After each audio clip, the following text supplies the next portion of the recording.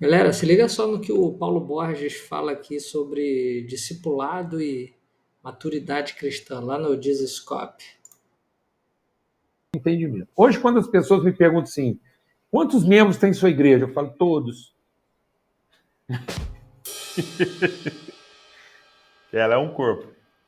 Pronto, todos. Ela não tem que ter quantos numérico. Ela tem que ter todos que traduzem quem ela é. Perfeito, olha, a Então, gente já começa aqui com um pensamento disruptivo, né? Quebrando um pouco aquela ideia da igreja que está dando fruto, é a igreja que está cheia, que tem muita gente, a igreja que está bombando com milhares de pessoas. O importante não é o número de pessoas, né? O importante é o número são os membros, né? Se o corpo tem dois braços, duas pernas, a cabeça, dois olhos, nariz, a boca, tudo certinho, tá ok, né? momento que ela pode ter 2 ou 3, depois ela pode ter 50, depois ela pode ter 5.000. Não interessa a quantidade, interessa que ela seja plena. Então, uma coisa que eu quero recomendar aí para os discipuladores. Não são quantos discípulos você treina, quantos você forma. Interessa se são todos. Não adianta você ter 10 que não são todos. Às vezes é melhor você ter 2 que sejam todos.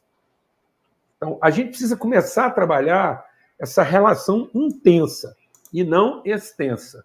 Então, muitas vezes as pessoas estão trabalhando na extensão e não na intensidade. Isso é o contrário do que Jesus fez, né, galera?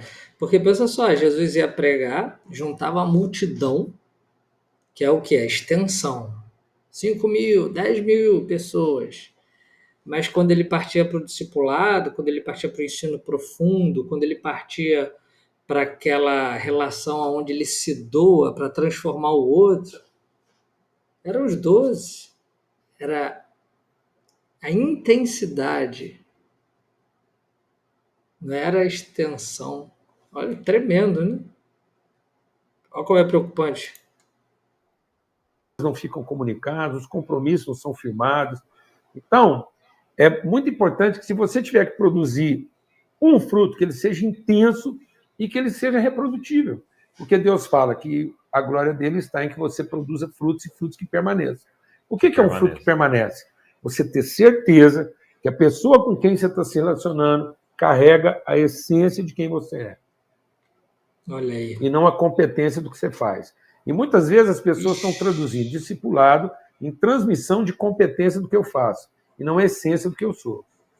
Uhum. Olha isso, então, galera, olha isso. Nosso discipulado está virando um treinamento profissionalizante.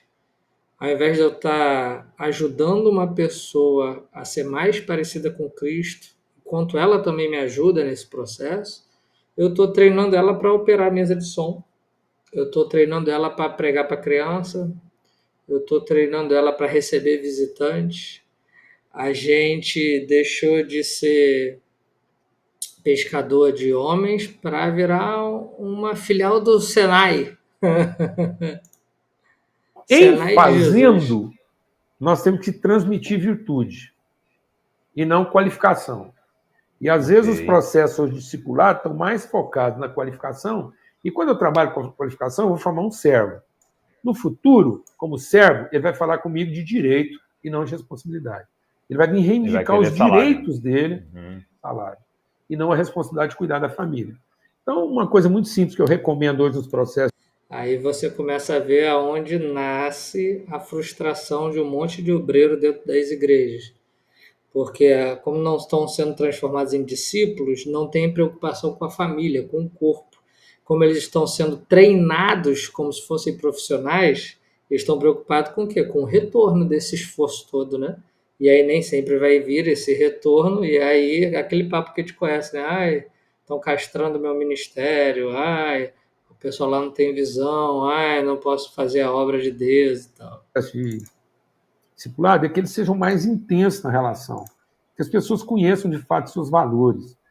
Às vezes a gente esconde das pessoas, por exemplo, nossa tensão, nosso nervosismo, nossa tristeza, e aí a gente fica transmitindo uma coisa assim meio idealizada.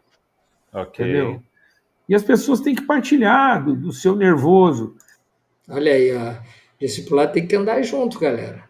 Não adianta você marcar uma vez na semana para encontrar com a pessoa, onde você chega e passa trabalho de casa para ela, ou faz uma pregação para ela, como se isso fosse discipulado, e aí aquela pessoa ali está a semana toda lutando contra os seus pecados, as suas fraquezas, as suas limitações, e olhando para você como se você não tivesse nada daquilo, você tivesse acima da carne seca. Não, isso não é discipulado, não. Discipulado é um lavando o pé do outro, todo mundo vendo que está sujo de lama ali. Você mostrar para ela que você é capaz de ficar nervoso e não ficar com raiva, você é capaz de ficar tenso e não romper.